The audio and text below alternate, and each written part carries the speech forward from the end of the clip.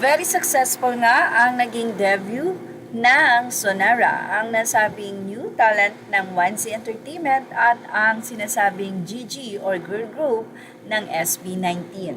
Samantala, sa Skolta ginanap ang nasabing debut na ito at spotted ang kanilang mga bossing or kuya.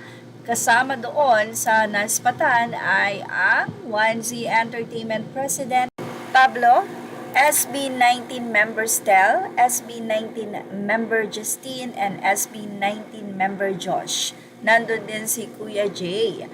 Wala si SB19 Ken or Philip dahil meron dapat siyang show ngayon pero hindi naman po ito natuloy dahil nagkaroon ng issues sa supplier.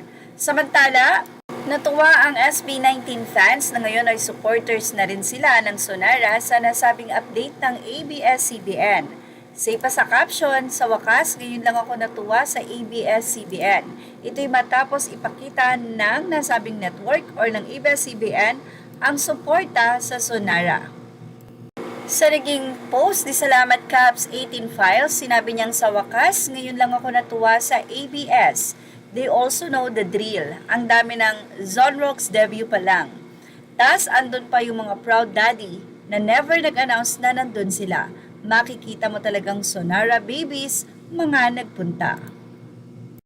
Ibig sabihin, legit na fans ito, hindi dahil nandun sila because of SB19, dahil sabi nga, hindi nag-announce ang SB na pupunta sila. Pero for sure, alam naman po yan ng mga 18 na magsusupport ang SB19. Pero, alam natin na grabe talaga ang support ng 18. Kaya naman kapag ka nag-release sila ng mga talent, sigurado na ang mga supporters or ang mga fans dahil na rin sa ipinakita o katatagan ng career ng SB19. Kaya yan, magpo-flow na. Magpo-flow na yan sa mga susunod pang henerasyon na merong ilalabas ang 1Z Entertainment. Well, narito po ang update ng ABS-CBN. Debut pa lang yan. Watch crowd swelled at Escolta Street, Manila for Sonara's World, the official debut of Sonara. Even ABS-CBN ay inamin na debut pa nga lang ito ng Sonara pero sobrang dami na nga pong naging tao sa Escolta or ang mga supporters ay dumagsa doon. Siguradong tuwang-tuwa ang limang bano, ang SB19 sa support na ibinigay ng mga netizen or especially the fans of SB19-18 for Sonara.